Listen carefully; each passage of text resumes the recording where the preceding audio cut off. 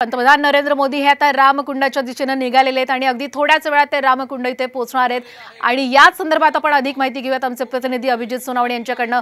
अभिजित, काय सांगणार आता?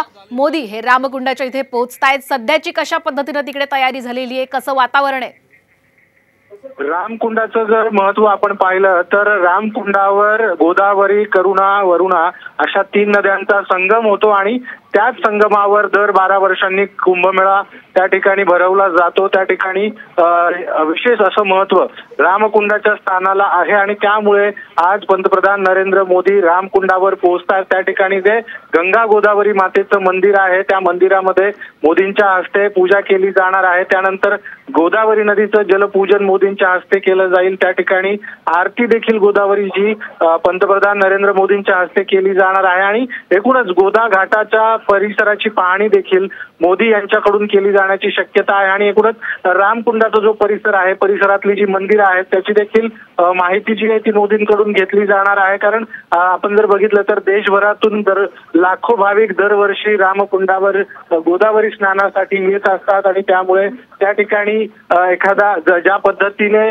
वाराणसी असेल किंवा उज्जैनला कॉरिडॉर तयार करण्यात आलेला आहे तशाच पद्धतीने नाशिकमध्ये देखील कॉरिडॉर तयार व्हावा अशी नाशिककरांची इच्छा आहे आणि त्यामुळे तशी इच्छा काही महंतांनी पंतप्रधान मोदी यांच्याकडे देखील बोलून दाखवलेली आहे। त्यामुळे आता या सगळ्या ठिकाणी मोदी पोहोचल्यानंतर ते त्या ठिकाणी पाहणी करतील, आरती करतील आणि त्यानंतर मग पुढे काळाराम मंदिराच्या दर्शनाला पुढे त्यांचा जो दौरा आहे ते पुढे काळाराम मंदिरामध्ये जाणार आहेत। विशेष म्हणजे नाशिक मधलं काळारामाचं मंदिर हे अतिशय पुरातन आहे आणि देशातली एकमेव काळी मूर्ती जी आहे रामाची ती या ठिकाणी नाशिकमध्ये आहे आणि मोदी गोदावरीच्या आरतीनंतर त्या ठिकाणी काळाराम मंदिरामध्ये पोहोचतील। त्या ठिकाणी श्री काळारामाची पूजा असेल, आरती देखील त्यांच्याकडून केली जाणार आहे आणि भावार्थ रामायणाचा पाठ जो एकनाथांनी जो भावार्थ रामायण लिहिलेला आहे त्याचा पाठ देखील मोदींकडून त्या ठिकाणी म्हटला जाणार आहे।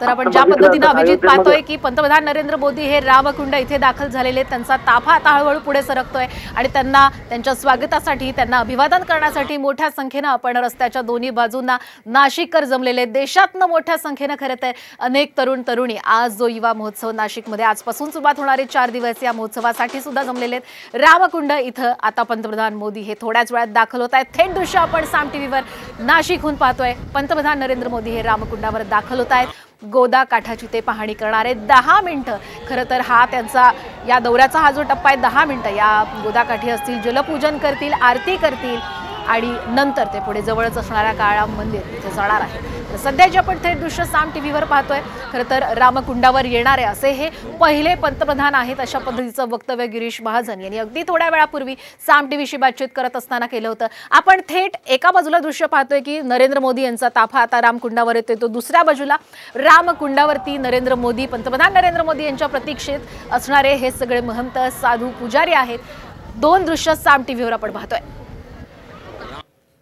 रामकुंडावर आल्यानंतर पंतप्रधान नरेंद्र मोदी यांचं जल्लोषात स्वागत केलं जाईल। खरं तर रामकुंड हे कालपासूनच खरं तर सजलेले, काल सुद्धा अयोध्येत ज्याप्रमाणे दीपोत्सव केला होता दिवाळीच्या दरम्यान त्याच पद्धतीनं दीपोत्सव हा रामकुंडामध्ये सुद्धा पाहायला मिळाला। नाशिककरांनी हा दीपोत्सव साजरा केला आणि आज सकाळपासूनच आपण रामकुंडाची दृश्य पाहतोय। खरं तर फुलांनी सगळा हा रामकुंडाचा परिसर हा सजलेला आहे, सर्वत्र फुलांची सजावट केलेली आहे आणि गोदावरी नदी, या गोदावरी नदीचं दर्शन घेतील, गोदावरी नदीचं पूजन करतील आणि याच गोदावरी नदीमध्ये प्रभू श्रीराम यांनी स्नान केलेलं आहे आणि हा जो संपूर्ण परिसर आहे नाशिकचा पंचवटीचा परिसर, याच पंचवटीच्या परिसरामध्ये प्रभू श्रीराम हे त्यांच्या वनवासाच्या काळामध्ये खूप मोठा काळ या भागातच होते आणि म्हणूनच खरं तर नाशिकच्या या भूमीला रामभूमी असं सुद्धा मानलं जातं। पंतप्रधान नरेंद्र मोदी यांचा रोड शो आपण पाहतोय कशा पद्धतीनं मुख्यमंत्री एकनाथ शिंदे, दोन्ही उपमुख्यमंत्री अजितदादा आणि फडणवीस, याशिवाय चंद्रशेखर बावनकुळे हे सुद्धा स्वतः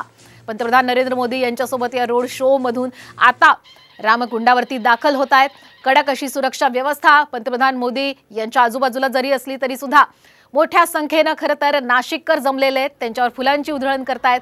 मोदींचा जयघोष सगळीकडे केला जातोय, संपूर्ण नाशिकमध्ये राममय वातावरण पाहायला मिळतंय।